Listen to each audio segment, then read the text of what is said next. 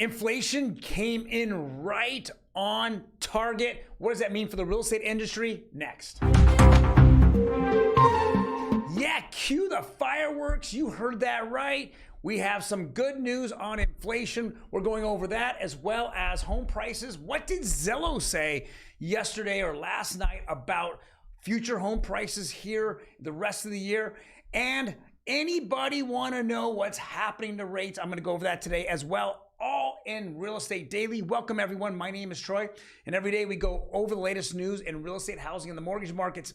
But before we jump into it, again, do me a favor, hit that subscribe button. Boom, I want to grow this channel. It is crazy to hear what is happening out there. Today is an enormous day in every single aspect of the government. We're talking CPI numbers, the Fed, we're talking about Trump, we're talking about digital assets are on the hill right now and they're being discussed. It is just a one big day. We saw the him and emails with XRP and Ripple case. It's just crazy what's happening, but I digress. Let's jump right into the numbers. Inflation rose at a 4% annual rate in May, the lowest in 2 years. Well, I mean, when you take a look at this and you backtrack it out, 2 years ago, what did we do? We saw inflation going up. Last year, it shot up in the 5s and 6s, and now we're 4% on top of that. Going forward, we should see it go down. Why? Because if you recall right, we were in the 7s and 8s this time last year, especially in July, and I think it peaked in August at right around 9%.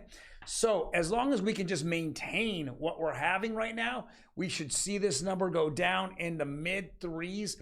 So there's a good chance, at least a 90% chance, that the Fed is going to halt or stop tomorrow, or on Thursday, when they meet. So they're meeting tomorrow and they're going to have an announcement on Thursday. And we're expecting that Fed chairman to say, well, we're just going to kind of hang loose and we're going to pause for the first time in a little over a year.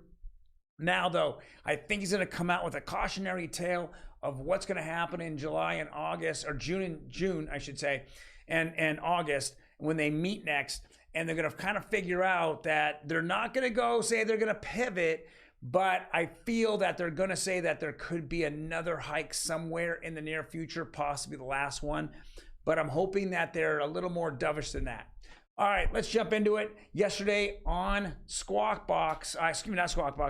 on the closing bell and overtime, it says home prices could grow as much as 5% this year, says Zillow Skylar Olson. Skylar Olson is the chief economist at Zillow, and she sees a jump, and I think a lot of people do, because what they're seeing is that the Fed's going to have to pivot or at least stop.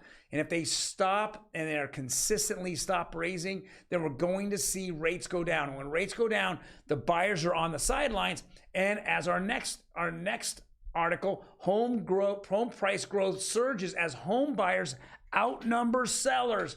Keep saying that over and over, right? There's more home buyers, and there's so many more home buyers on the sidelines because they're not sure if they want to jump in at 7%. It's not sexy.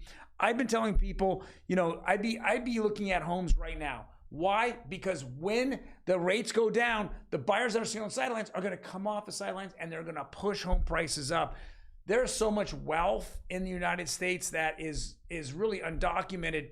And I think that the reason why we're seeing the Fed actually, or the CPI number go down and the PPI numbers tomorrow, is because they're holding their money because they just don't know what's happening. They're seeing that the financial markets are on the verge of breaking. So instead of spending money, I think they're just kind of holding it back, pulling it out of banks, obviously. And they're just kind of chilling out at the moment. But like I said, if we do see rates go down, guys, then we're definitely going to be seeing, a big surge in home prices just because there's just not enough homes for people. So yesterday, again, we saw a little bit of drop here on conforming rates. Went down actually zero. It's kind of flat.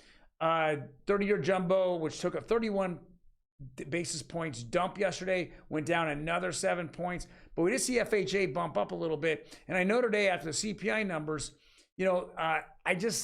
everybody felt that, hey, it was a good number, but there's a kind of hangover from the Fed waiting for them to actually give market direction on Thursday. We're going to find out if that is going to happen, whether they're going to talk about, hey, going forward, we're going to see pauses, though we might have a chance for a raise, or they see a raise if we don't see a significant drop in CPI for June.